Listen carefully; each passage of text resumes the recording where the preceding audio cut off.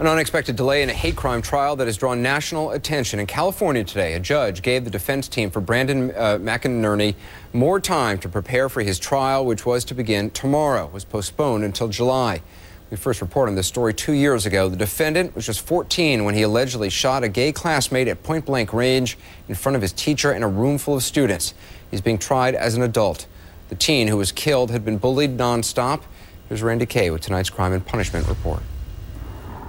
In a sea of students at E.O. Green Junior High School outside Malibu, California, this 8th grader stood out.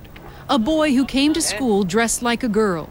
15-year-old Larry King wore jewelry and makeup, even lipstick and mascara. Most days he showed up in high-heeled boots. He asked his teachers to call him Letitia instead of Larry. Friends say Larry was proud of who he was. These photos are from his family's website. Larry was gay. He'd come out at age 10. Teachers and students say he frequently acted out, making clear his sexual preference. That made some students so uncomfortable they bullied him. His friend Alexis Chavez was one of the few who stuck up for him. They just mocked him, and every time he came around, they ran and just painful things. They said painful things about him. More than 2 years ago, in February 2008, the bullying suddenly stopped. Not because Larry was finally accepted, but because he was dead. Murdered, police say, by a fellow student. That awful day began just like any other Tuesday for Larry King in English class, along with 24 students and his teacher. They were in the computer lab so the students could type up their papers. Larry was seated in the middle of the room, his classmate, Brandon McInerney, behind him. When suddenly, police say Brandon stood up and pulled out a gun that he'd managed to bring into school that day. They say he pointed the gun at the back of Larry's head and fired. According to some accounts, Brandon dropped the gun and calmly left the classroom. Someone called 911. Okay, do you know where the person with the gun is? No. Joel, who's the victim? Is there a victim? I'm on the phone with dispatch. Larry. Larry was rushed to the hospital. Cops picked up Brandon within minutes, just blocks from school. It's over. The next day, Larry was pronounced brain dead, but kept alive for 2 days so his organs could be harvested.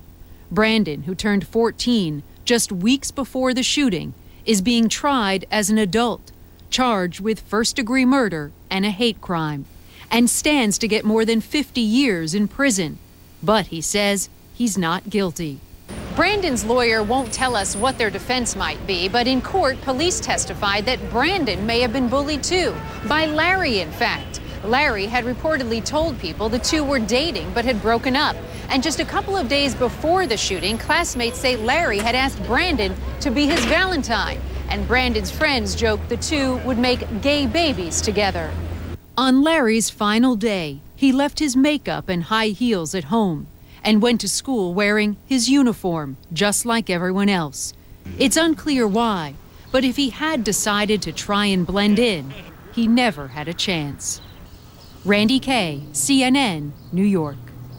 The fact that a child could be murdered in front of a room full of peers in such a callous manner, it is simply hard to understand and certainly hard to accept. Joining me now for the Big 360 interview, Dr. Phil McGraw. Dr. Phil, what do you make of this? I mean, this young man, Brandon, who is accused of shooting Lawrence King, was just 14 years old. What do you make of the way? I mean, he seemed to plan the murder, sitting behind King in class, shooting him twice, and then basically calmly walking out and telling police he did the shooting. I have to tell you, this didn't happen in a vacuum. These teenagers, and more teenagers are coming out at young ages now in school, and they're being targeted with all kinds of harassment and intimidation and slurs. I mean, the average teenager that is gay, lesbian, bisexual, or transgender and is out about it hears slurs 26 times a day.